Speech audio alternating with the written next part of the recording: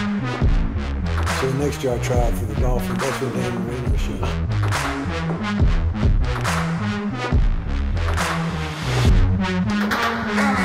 Hey, what's going on, Players Lounge? Aaron Murray. We have a first new series, Rising Stars, right now. We're going to be going through the next 10 weeks, the top 10 guys heading into the 2024 season that maybe you know, maybe you don't.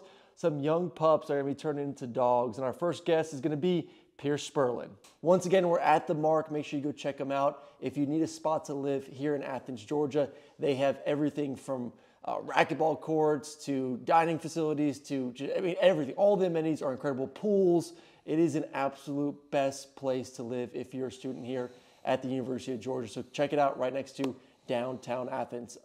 First guest, Pearce Spurlin, joining us right now. The big tight end who had a great little bowl game, showing off some speed there. Appreciate it. Appreciate you jumping on with us again. Of course. Glad to be here. Yeah? Thanks for having me.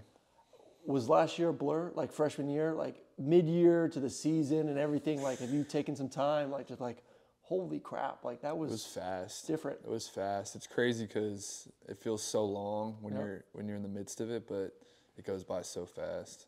And that's what the older guys always tell you, and you're just like, you can't imagine like when it's gonna be over. But been here for a year already.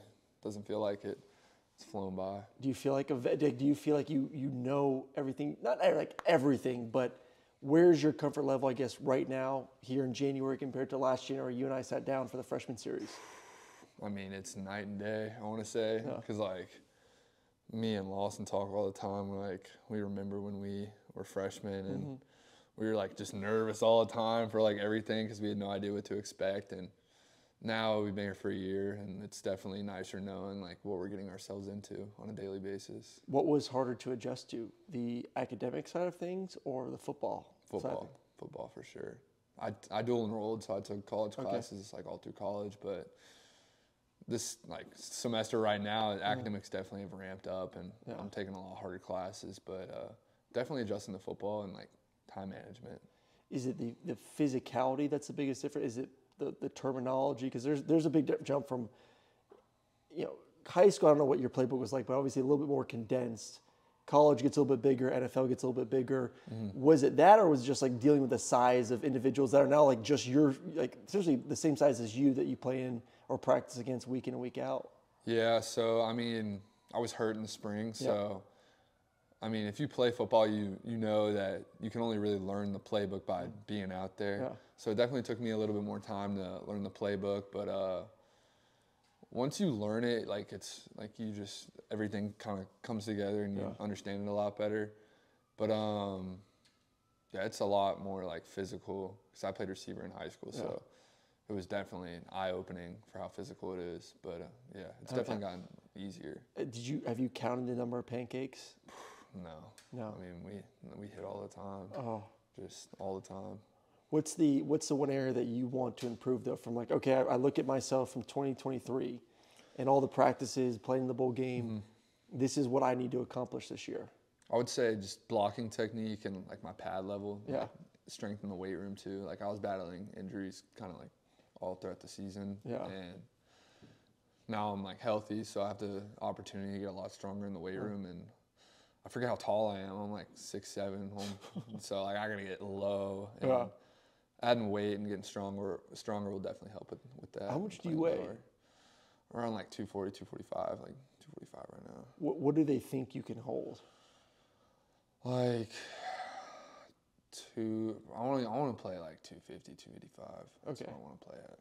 I remember just seeing you in the bowl game, you running. You look like a little string bean, but you're not like you're skinny. You're 240, 245. So like you're good size. I'm pretty sure I grew like over the past year. I think I've definitely grown. I'm definitely taller. How many protein shakes per day? We talking here? Like 3 or 4 probably. Yeah, you get tired of eating, so you just want to drink as many calories as you can. Good for you, man. Good for you. Trying. Back to the improvement thing. Hartley obviously has done a great job with tight ends at the University of Georgia.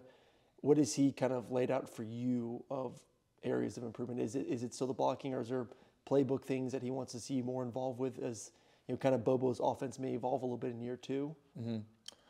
Coach Hartley's like, I think what makes him so good is like how he can get the stuff that you're not good at better. Yeah. And because he knows like all of our strengths and stuff, but he really just harps on like what we can get better at. And me and him have talked, and we both know that like blocking is the biggest thing for me, and just getting stronger and just repping the technique over and over again.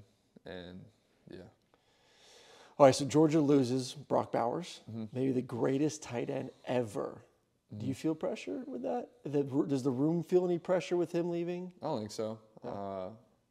We're all performing to kind of our standard and the standard of the room, and that's going to carry on even though he's gone. He was a great player and a great leader, but set an example for us. But like we know what we need to do, and we're going to get it done. You talk about that standard. I feel like he set a standard for that room of how to practice, how to work out, all that. Like what will you most remember him as being a young guy watching him kind of do his thing? Just how he plays fast, like all the time, 24/7. He's just always playing fast, faster than everybody. Yeah. And it was cool to see, especially as a young guy. Yeah. How about he treats it like a professional? Yeah, for sure. Is he? You think top 10? I don't know. He should. He should be. Teams are definitely going to pass up if he doesn't go top 10. Well, I just think, especially the way the game's played nowadays, tight ends are such a huge involvement with what the offenses look like at college and the NFL. So he'll kill it wherever he goes for sure. What was going back to December, heading into the bowl game? What was as a guy? Obviously you built a good relationship with the quarterback. What was the excitement knowing that Carson was back from a pass catcher? I think it's huge. We have a bunch of weapons too. Yeah. And I think that all kind of goes back to Carson coming back, and it's just about building that relationship. And with him being back, that relationship's just going to keep building. Yeah. Hopefully, make our offense stronger and stronger. Yeah. I'm excited for him. He's really. I think he'd be top 5, top 10 pick next year. He balls out. So year 2 in the offense, he can let it rip.